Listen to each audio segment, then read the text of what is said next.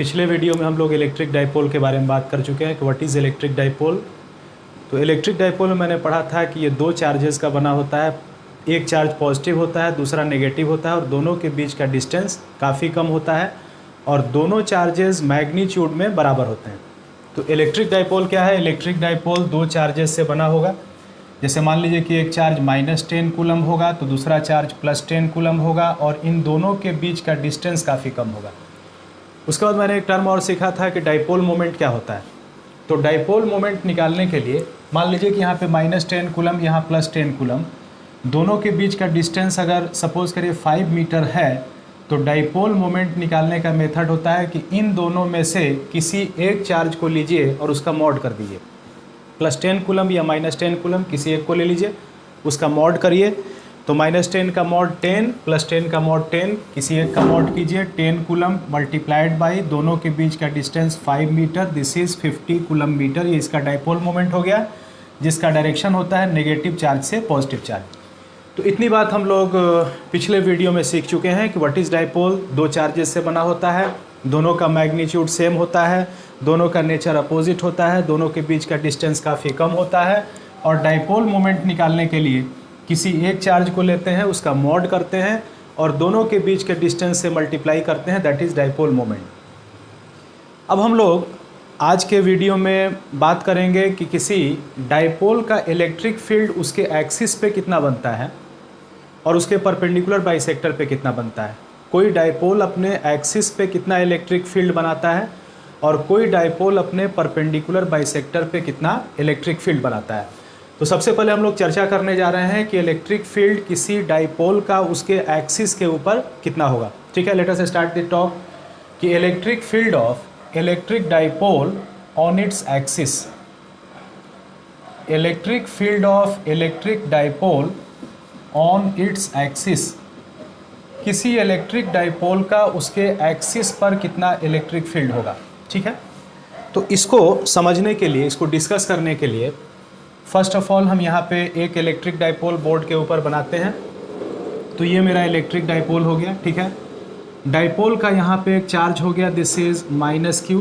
Dipole का यहाँ पे दूसरा चार्ज हो गया, दिस इज़ +Q। ओरिजिन दोनों के बीच में चुना जाता है, यहाँ से यहाँ तक का डिस्टेंस l, यहाँ से यहाँ तक का डिस्टेंस l और इसके एक्सिस पर कहीं पे एक पॉइंट है ये, इस पॉइंट को हम मान लेते हैं A, इस पॉइंट को मान लेते हैं B और ये पॉइंट है C और मुझे C पर इलेक्ट्रिक फील्ड कैलकुलेट करना है। ठीक है, I have to calculate electric field at C। मुझे C के ऊपर बताना है कि इलेक्ट्रिक फील्ड कितना बना है। ये डाइपोल एक इलेक्ट्रिक फील्ड बनाएगा तो मुझे बताना है कि C के ऊपर इलेक्ट्रिक फील्ड कितना बनेगा। ठीक है, तो इलेक्ट्रिक फील्ड का हम लोगों ने डेफिनेशन पढ़ा था कि इलेक्ट्रिक फील्ड क्या होता है। इलेक्ट्रिक फील्ड का डेफिनेशन था कि +1 कूलम पे लगने वाले फोर्स को इलेक्ट्रिक फील्ड कहा जाता है। किसी भी पॉइंट पर इलेक्ट्रिक फील्ड अगर कैलकुलेट करना है तो जहाँ पे इलेक्ट्रिक फील्ड कैलकुलेट करना है वहाँ पे हम लोग +1 कूलम का चार्ज रखते हैं और उस +1 कूलम के चार्ज पर जो नेट फोर्स लगता है that is called electric field at that point. तो C पर इलेक्ट्रिक फील्ड निकालने के लिए मुझे C पर +1 कूलम का चार्ज रखना होगा। इसके ऊपर जो नेट फोर्स लगेगा वो इलेक्ट्रिक फील्ड होगा। अब इस पर फोर्स कौन कौन लगाएगा? तो यहाँ का +Q लगाएगा और यहाँ का -Q लगाएगा। तो यह जो +Q है इस +1 को यहाँ से ऐसे रिपेल करेगा। कितने फोर्स से रिपेल करेगा? तो यहाँ पे +Q, यहाँ पे +1 ने +1 को रिपेल किया, +Q ने +1 को रिपेल किया। कितने फोर्स से रिपेल करेगा? तो रिपल्सन होगा K, Q1 के जगह पर Q, Q2 के जगह पर 1 बाई दोनों के बीच के डिस्टेंस का स्क्वायर। तो डिस्टेंस मुझे यहाँ से यहाँ तक चाहिए। मान लेते हैं कि ओरिजिन से C जो है वो R के डिस्टेंस पर है, जो पॉइंट मेरा है वो R के डिस्टेंस पर है। तो यहाँ से यहाँ तक का डिस्टेंस R है, यहाँ से यहाँ तक का डिस्टेंस L है।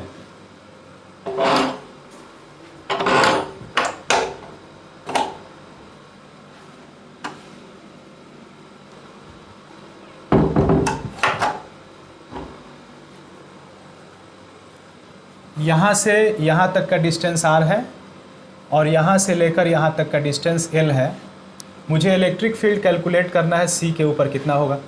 ठीक है, तो ये इसको रिपेल कर रहा है, कितना से रिपेल करेगा, तो k q1 के जगह पर q, q2 के जगह पर 1 बाई दोनों के बीच के डिस्टेंस का स्क्वायर, मतलब bc का स्क्वायर। मुझे bc का स्क्वायर चाहिए। अब सोचिए bc कैसे निकलेगा, तो bc निकालने के लिए ओरिजिन से c तक का डिस्टेंस r है और ओरिजिन से b तक का डिस्टेंस l है। तो यहाँ से लेकर यहाँ तक r है और यहाँ से लेकर यहाँ तक का डिस्टेंस l है।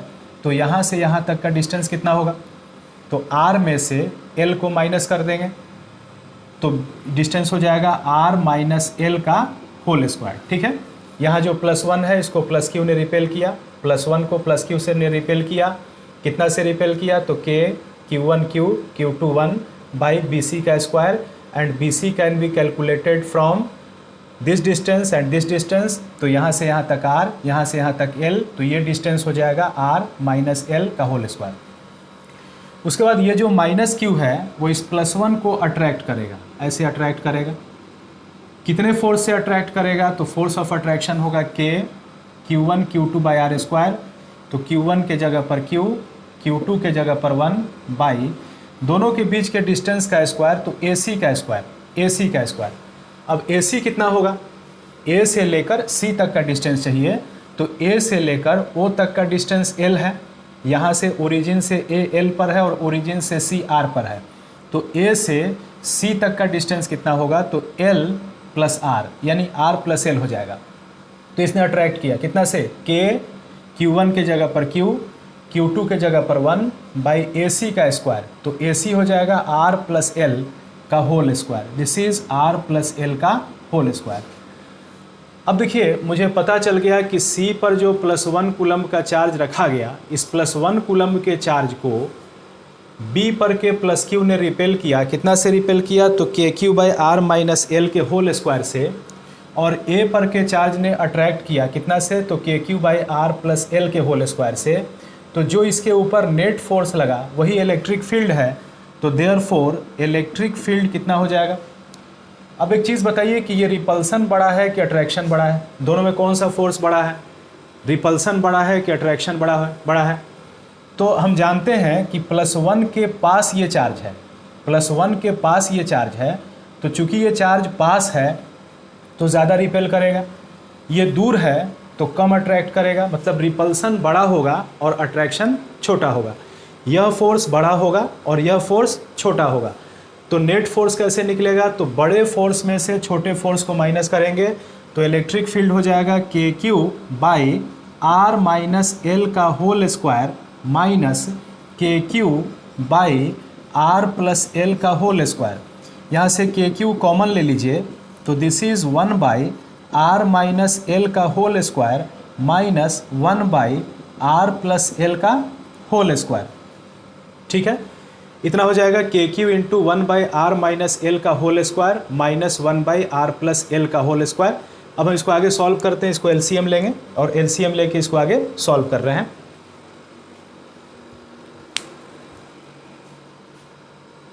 This is equal to electric field बराबर कितना हो गया, तो दिस इज के क्यू और नीचे हो गया आर माइनस एल का whole square into R plus L का होल स्क्वायर, ऊपर a प्लस बी का होल स्क्वायर। तो a प्लस बी का होल स्क्वायर हुआ a square plus 2ab plus B square minus a minus B का whole square a square minus 2ab plus B square.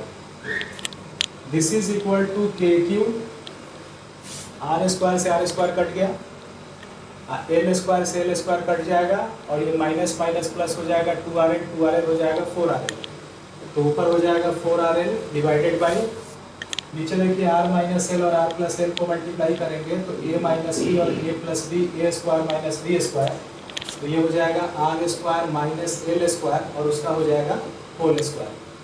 तो ये आपका electric field calculate करके कितना आ गया, एक्सिस के ऊपर इलेक्ट्रिक फील्ड आ गया के Q into 4rl divided by R square minus L square का होल स्क्वायर। ये इलेक्ट्रिक फील्ड का इक्वेशन है, ठीक है।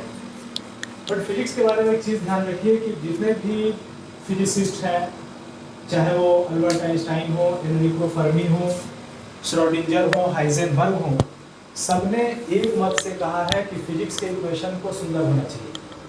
फिजिक्स के इक्वेशन को जितना हद तक हो सुंदर बनाने का प्रयास करना चाहिए। और सुंदर बनाने का एक टेक्निक होता है अप्रॉक्सीमेशन। अप्रॉक्सीमेशन के थ्रू हम लोग किसी फिजिक्स के इक्वेशन को सुंदर बनाते हैं। अप्रॉक्सीमेशन का मतलब लगभग का कॉन्सेप्ट। तो लगभग के कॉन्सेप्ट से हम किसी इक्वेशन को सुंदर बनाते हैं। जैसे कभी आपने 2.99 को 3 लिख दिया होगा। अब 2.99 को आपने 3 लिखा होगा तो 2.99 और 3 बराबर तो नहीं है, लेकिन ये इसको आपने सुंदर बना दिया। यही अप्रॉक्सीमेशन है। अप्रॉक्सीमेशन का मतलब क्या हुआ कि इक्वेशंस को सुंदर बनाना, ताकि इक्वेशन अच्छे लगे, देखने में अच्छे लगे, याद करने में आसान लगे। तो एक अप्रॉक्सीमेशन मैं आपको यहाँ पे सिखा रहा हूँ मैथमेटिक्स का। मैथमेटिक्स के उस अप्रॉक्सीमेशन को समझने के लिए पहले आप डायपोल के डेफिनेशन पढ़िए। तो डायपोल के डेफिनेशन में कहा गया था कि दोनों पॉइंट चार्जेस के बीच का डिस्टेंस काफी कम होता है। ये बहुत ही मार्केबल पॉइंट था डायपोल के लिए। ये काफी मैथमेटिकल पॉइंट था कि डायपोल के दोनों चार्जेस के बीच का डिस्टेंस, डायपोल के दोनों चार्जेस के बीच का जो डिस्टेंस है, दोनों चार्जेस के बीच का जो डिस्टेंस 12 है वो काफी कम होता है।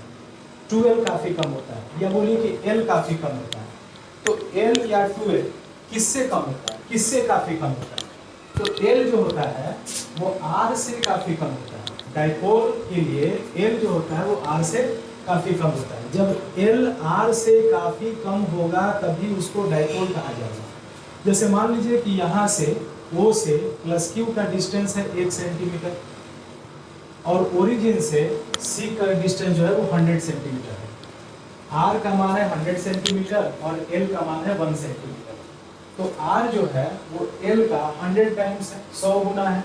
100 गुना है तो बोलेंगे काफी बड़ा है, 50 गुना है तो बोलेंगे काफी बड़ा है, 20 गुना है तो बोलेंगे काफी बड़ा है, 30 गुना है तो बोलेंगे काफी बड़ा है।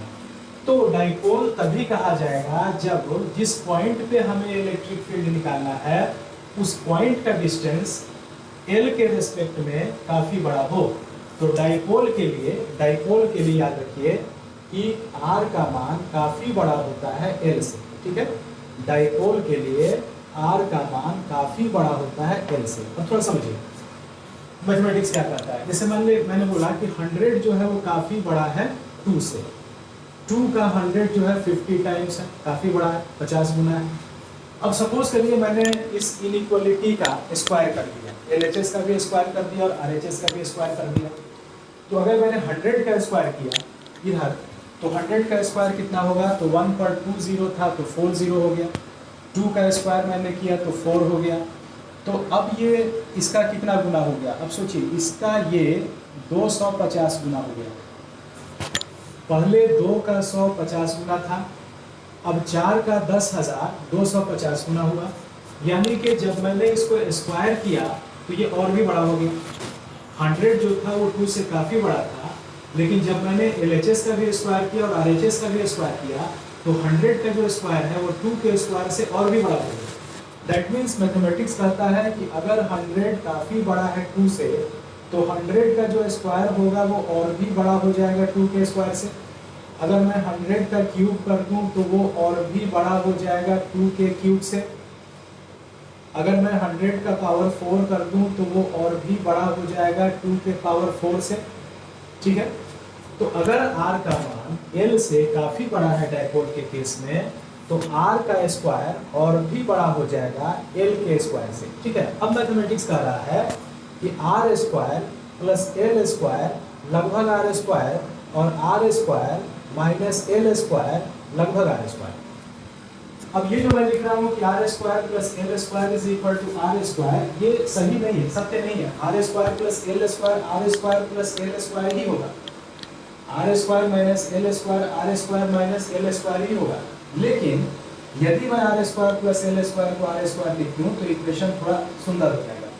R square minus L square को R स्क्वायर लिख दूँ तो इक्वेशन सुंदर हो जाएगा। तो हमें सिर्फ सत्य नहीं बोलना है बल्कि सत्य के साथ सुंदर बोलने का प्रयास करना है। जैसे मान लीजिए कि मैंने आपसे पूछा कि 1 करोड़ रुपए में से 25 पैसा माइनस कीजिए। मैंने आपसे पूछा कि 1 करोड़ रुपए में से 25 पैसा माइनस कीजिए। तो यदि आप सत्य बोलने के आदी हैं, यदि आप सत्य बोलना चाहते हैं तो आप बोलेंगे कि 1 करोड़ रुपए में से 25 पैसा माइनस होने के बाद 99,99,999 रुपए 75 पैसे हुआ। ये सत्य है, लेकिन कड़वा है। ये सत्य तो है, बिल्कुल कड़वा है। और यदि मैं इसी चीज को सुंदर बोलूं तो मैं बोलूंगा कि 1 करोड़ रुपया माइनस 25 पैसा बराबर 1 करोड़ रुपया। अब देखिए 1 करोड़ माइनस 25 बराबर 25 पैसा बराबर 1 करोड़, ये सत्य नहीं है लेकिन सुंदर है। और 1 करोड़ रुपया माइनस 25 पैसा बराबर 99,99,999 रुपये 75 पैसे, ये सत्य है लेकिन कड़वा है। तो हमें कड़वा सत्य नहीं बोलना है, बल्कि हमें सुंदर सत्य बोलना। हमें वही सत्य बोलना है जो सुंदर हो, हमें कड़वा सत्य नहीं बोलना है।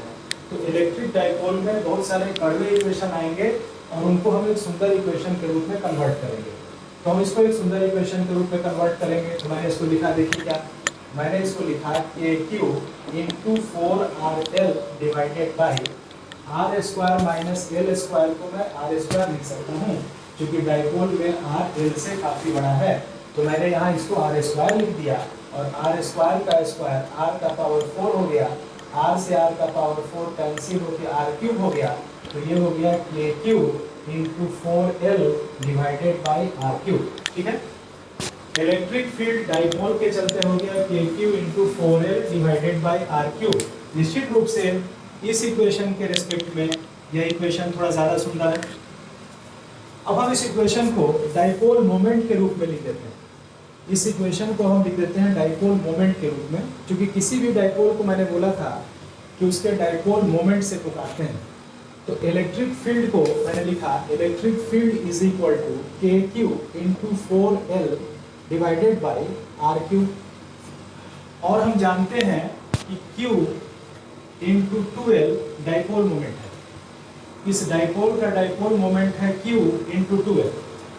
तो Q इंटू 4L को मैं लिख रहा हूँ Q इंटू 2L इंटू 2, ये हो जाएगा Q into 4L divided by R cube. ये हुआ K, 2 को पहले कर लीजिए और Q इंटू 2L को P कर लीजिए। तो इलेक्ट्रिक फील्ड बराबर निकल गया 2KP बाई R क्यूब। इस रिजल्ट को आप याद कर लें, इस रिजल्ट को आप याद कर लीजिए कि किसी इलेक्ट्रिक डाइपोल के एक्सिस पर जो इलेक्ट्रिक फील्ड होता है वो 2KP बाई R क्यूब होता है।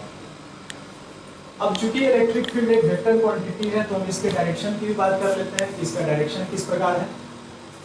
इसका डायरेक्शन किस प्रकार है, तो C पॉइंट पर एक फोर्स ऐसे था और एक फोर्स ऐसे था, ये बड़ा था और ये छोटा था। तो नेट फोर्स का डायरेक्शन इधर था, मतलब कि इलेक्ट्रिक फील्ड का डायरेक्शन ऐसे था। और यहाँ जो डाइपोल है उसके डाइपोल मोमेंट का डायरेक्शन माइनस से प्लस ऐसे है। तो डाइपोल मोमेंट का डायरेक्शन माइनस से प्लस मतलब इस प्रकार है, और इलेक्ट्रिक फील्ड का भी डायरेक्शन इस प्रकार है।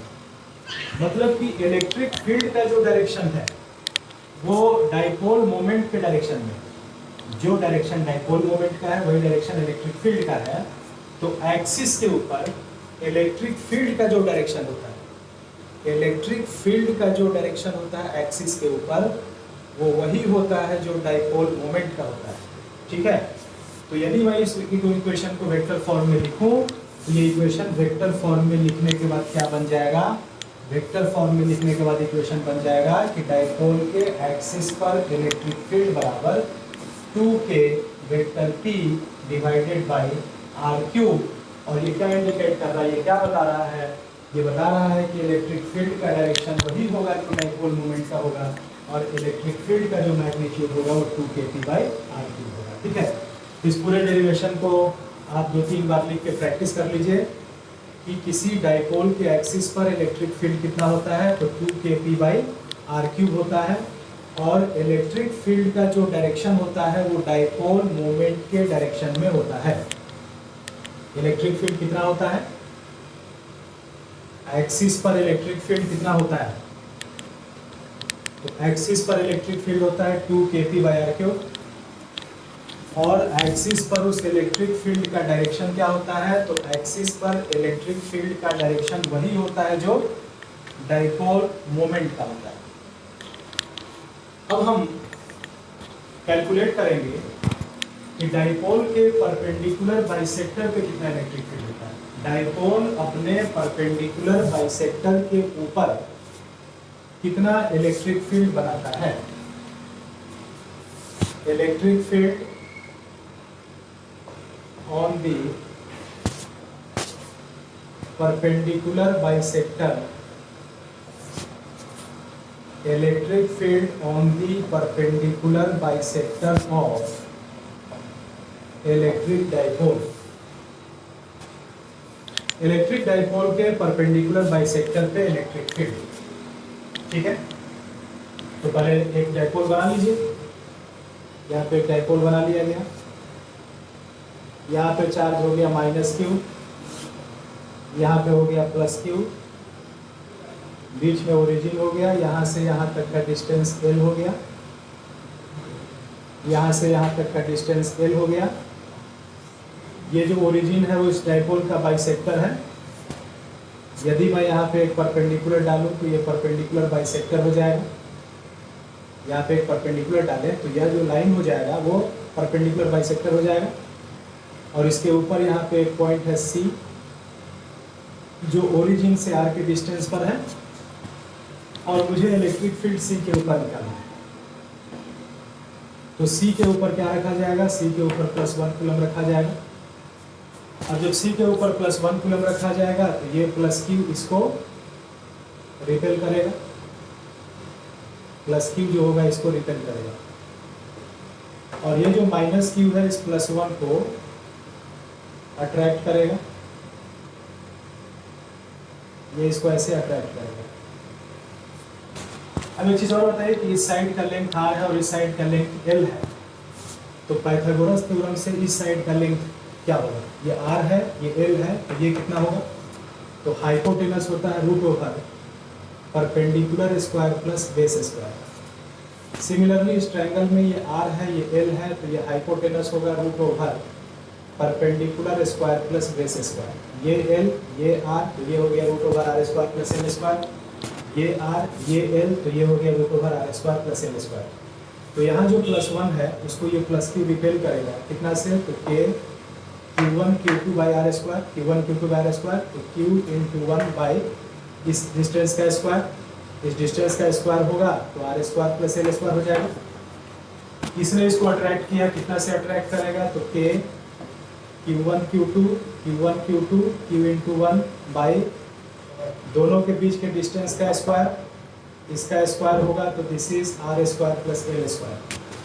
तो इस +1 कूलम के ऊपर इसका रिपल्सन हो गया KQ by R² plus L square, -Q का अट्रैक्शन हो गया KQ by R² plus L square. अब रिजल्टेंट कैलकुलेट करने के लिए मुझे इन दोनों के बीच का एंगल कैलकुलेट करना होगा कि what is angle between this two forces. सोच के बताइए कि इन दोनों फोर्सेस के बीच का एंगल कितना होगा। मुझे इस फोर्स और इस फोर्स के बीच का एंगल चाहिए, तो एंगल कितना होगा सोच के बताइए। तो देखिए ये side √/r² plus L square,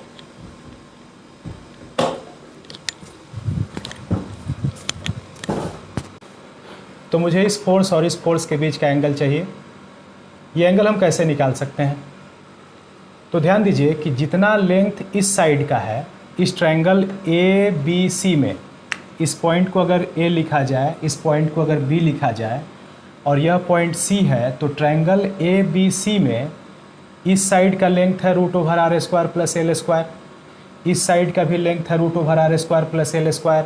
और हम जानते हैं कि जब किसी ट्रायंगल के दो साइड लेंथ में बराबर होते हैं तो उनके सामने का जो एंगल होता है वो बराबर होता है। तो इसका भी length √/r² plus L square, इसका भी length √/r² plus L square. तो इस बड़े ट्रायंगल में इसके सामने का एंगल ये अगर थीटा मान लिया जाए तो इसके सामने ये थीटा हो जाएगा। और किसी ट्रायंगल का अगर कोई साइड बढ़ाया जाए तो जो एक्सटीरियर एंगल होता है वो अपोजिट इंटीरियर एंगल्स के सम के बराबर होता है। तो यह जो एंगल होगा वो इसके और इसके सम के बराबर होगा। तो ये थीटा और ये थीटा, तो ये हो जाएगा 2 थीटा। अब देखिए, अब हमको पता चल गया कि ये फोर्स कितना है KQ/r² प्लस L स्क्वायर, और ये फोर्स कितना है तो KQ/r² प्लस L स्क्वायर, और दोनों के बीच का एंगल कितना है तो 2 थीटा है। दोनों फोर्स जान चुके हैं, दोनों के बीच का एंगल जान चुके हैं, तो अब निकाल लेते हैं कि नेट फोर्स कितना होगा। जो नेट फोर्स होगा वही इलेक्ट्रिक फील्ड होगा। तो इलेक्ट्रिक फील्ड C के ऊपर कितना हो जाएगा, E बराबर जितना फोर्स ये है उतना फोर्स ये है, तो इसको अगर x माना जाए तो ये भी x हो जाएगा, ये भी फोर्स आपका x के बराबर हो जाएगा, this is also equal to x।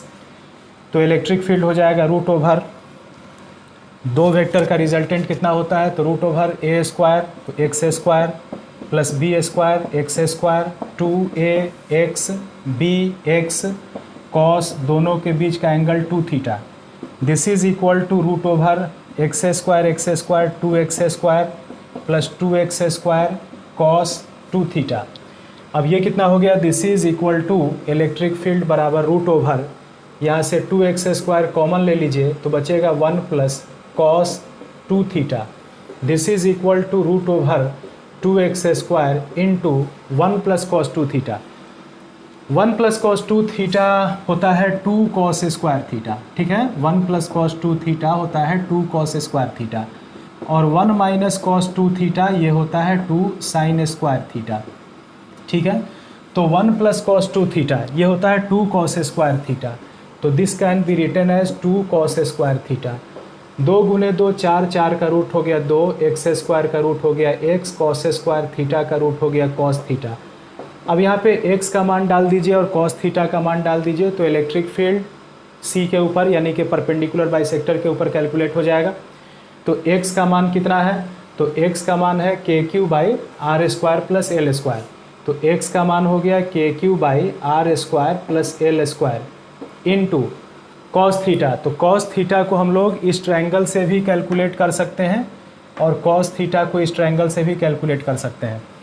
अगर इस ट्रायंगल से हम कॉस थीटा निकालें तो cos theta base by hypotenuse, तो थीटा के सामने परपेंडिकुलर 90 के सामने हाइपोटेनस, ये बेस हो गया, तो बेस बाई हाइपोटेनस, तो बेस के जगह पे l डिवाइडेड बाई हाइपोटेनस, तो हाइपोटेनस के जगह पे root over R square plus L square, hypotenuse का length root over R square plus L square, ये हो जाएगा this is 2KQL divided by R square plus L square into ये root है तो इसको लिख सकते हैं R square plus L square का पावर 1/2, ये हो जाएगा 2KQL divided by R square plus L square का पावर यहाँ पे 1 है और यहाँ पे R square plus L square का पावर 1/2 है, तो ये हो जाएगा R square plus L square का पावर 1 और 1/2 ऐड होके 3/2, बेस सेम है पावर ऐड हो जाएगा। तो इलेक्ट्रिक फील्ड कितना निकल के आ गया, इलेक्ट्रिक फील्ड जो परपेंडिकुलर बाइसेक्टर के ऊपर निकल के आया वो आया 2KQL divided by electric field जो परपेंडिकुलर बाइसेक्टर पे निकल के आया वो आया 2KQL divided by R square plus L square का पावर 3/2। अब चूंकि ये डाइपोल है तो इसके केस में r काफ़ी बड़ा है l से, चूँकि डाइपोल है तो इसके केस में r काफ़ी बड़ा है l से, और चूँकि r l से काफ़ी बड़ा है तो r square plus L square को हम लोग यहाँ r स्क्वायर लिख सकते हैं, तो I can write it as 2KQL by R square plus L square को आर स्क्वायर लिख दीजिए पावर 3/2, ये हो जाएगा 2KQL बाई पावर का पावर तो मल्टीप्लाई होगा 2 इंटू 3/2, 2 से 2 कट गया, इलेक्ट्रिक फील्ड हो गया 2KQL बाई आर क्यूब। अब अगर इसको डाइपोल मोमेंट के रूप में लिखा जाए तो देखिए Q इंटू 2L, यहाँ पे Q और यहाँ पे 2L, तो Q इंटू 2L, तो Q into 2L dipole moment हो गया, तो it can be written as K और Q into 2L dipole moment P divided by R cube. तो इलेक्ट्रिक फील्ड कितना निकल के आ गया, इलेक्ट्रिक फील्ड परपेंडिकुलर बाइसेक्टर पे निकल के आ गया KP by R cube. Axis पे कितना निकल के आया था, एक्सिस पे निकल के आया था 2KP by R cube. Perpendicular bisector पे कितना निकल के आया, परपेंडिकुलर बाइसेक्टर पर यह इलेक्ट्रिक फील्ड निकल के आ गया KP बाई आर क्यूब। इसको याद कीजिए कि परपेंडिकुलर बाइसेक्टर पर जो इलेक्ट्रिक फील्ड है वह एक्सिस वाले इलेक्ट्रिक फील्ड का आधा है। एक्सिस पर इलेक्ट्रिक फील्ड है 2KP by R cube, perpendicular bisector पे इलेक्ट्रिक फील्ड है KP बाई आर क्यूब, मतलब कि परपेंडिकुलर बाइसेक्टर पे जो इलेक्ट्रिक फील्ड है वो एक्सिस वाले इलेक्ट्रिक फील्ड का हाफ है, आधा है। अब इसका डायरेक्शन क्या होगा, इस इलेक्ट्रिक फील्ड का डायरेक्शन क्या होगा, ठीक है। तो इलेक्ट्रिक फील्ड के डायरेक्शन को समझने के लिए मैं इसको यहाँ से मिटा रहा हूँ, इसको मैं यहाँ से मिटा रहा हूँ और इसको मैं यहाँ से मिटा रहा हूँ। अब देखिए ये जो +1 कूलम था इस पर एक फोर्स ऐसे लगा था और एक फोर्स ऐसे लगा था और दोनों के बीच का एंगल 2 थीटा था, और जितने मैग्नीट्यूड का फोर्स ये था उतने मैग्नीट्यूड का फोर्स ये था। तो रिजल्टेंट कहाँ से पास करेगा, रिजल्टेंट का डायरेक्शन क्या होगा? तो जब दो फोर्स मैग्नीट्यूड में बराबर होते हैं तो रिजल्टेंट उनके ठीक बीच से पास करता है। जब दो फोर्स मैग्नीट्यूड में बराबर होते हैं तो रिजल्टेंट ठीक बीच से पास करता है। तो इसका और इसका जो रिजल्टेंट होगा वो ठीक बीच से पास करेगा, it will cross like this, ऐसे रिजल्टेंट पास करेगा। इलेक्ट्रिक फील्ड का डायरेक्शन ऐसे होगा, और ये 2 थीटा का एंगल है तो नीचे भी थीटा होगा और ऊपर भी थीटा होगा, ठीक है। तो ये एंगल थीटा होगा और ये भी एंगल थीटा है। यहाँ पे एक ऐसे जेड का स्ट्रक्चर बन रहा है। कहीं अगर जेड का स्ट्रक्चर बनता है और ये एंगल अगर आपस में बराबर हो, इसका मतलब कि ये लाइन और ये लाइन पैरेलल है, तो ये भी थीटा और ये भी थीटा। यहाँ पे ऐसे जेड का स्ट्रक्चर बन रहा है, इसका मतलब इलेक्ट्रिक फील्ड का जो डायरेक्शन है वो डाइपोल के पैरेलल है। और डाइपोल मोमेंट किधर से है, तो माइनस से प्लस की तरफ है। तो डाइपोल मोमेंट ऐसे है और इलेक्ट्रिक फील्ड ऐसे है, मतलब कि इलेक्ट्रिक फील्ड का जो डायरेक्शन है वो डाइपोल मोमेंट के अपोजिट है। परपेंडिकुलर बाइसेक्टर पर इलेक्ट्रिक फील्ड का जो डायरेक्शन है, परपेंडिकुलर बाइसेक्टर पर इलेक्ट्रिक फील्ड का जो डायरेक्शन है वो डाइपोल मोमेंट के अपोजिट है। तो इलेक्ट्रिक फील्ड का डायरेक्शन परपेंडिकुलर बाइसेक्टर पर डाइपोल मोमेंट के अपोजिट है। इसका जो डायरेक्शन है वो इसके अपोजिट है, ठीक है। ई का डायरेक्शन पी के अपोजिट है। तो यदि मैं इस इक्वेशन को वेक्टर फॉर्म में लिखूं तो I can write it as vector E is equal to minus K vector P divided by R cube. और ये क्या बता रहा है, ये बता रहा है कि इलेक्ट्रिक फील्ड का डायरेक्शन डाइपोल मोमेंट के अपोजिट है और इलेक्ट्रिक फील्ड का जो मैग्नीट्यूड है वो के पी बाई आर क्यूब है, ठीक है। तो हमने इलेक्ट्रिक फील्ड कहाँ कहाँ कैलकुलेट कर लिया, किसी डाइपोल का इलेक्ट्रिक फील्ड उसके एक्सिस पे कैलकुलेट कर लिया, और किसी इलेक्ट्रिक डाइपोल का इलेक्ट्रिक फील्ड उसके परपेंडिकुलर बाइसेक्टर पे कैलकुलेट कर लिया। और हमने कैलकुलेट किया कि किसी डाइपोल के एक्सिस पर जो इलेक्ट्रिक फील्ड होता है वह 2 kp बाई आर क्यूब होता है, और उसके परपेंडिकुलर बाइसेक्टर पे जो इलेक्ट्रिक फील्ड होता है वह kp बाई आर क्यूब होता है। मतलब कि एक्सिस पर जो इलेक्ट्रिक फील्ड होता है वह परपेंडिकुलर बाइसेक्टर वाले इलेक्ट्रिक फील्ड का डबल होता है। एक चीज़ तो ये। दूसरा, इलेक्ट्रिक फील्ड का डायरेक्शन, एक्सिस पर जो इलेक्ट्रिक फील्ड का डायरेक्शन होता है वो डाइपोल मोमेंट के डायरेक्शन में होता है, और परपेंडिकुलर बाइसेक्टर पे इलेक्ट्रिक फील्ड का जो डायरेक्शन होता है वह डाइपोल मोमेंट के अपोजिट होता है।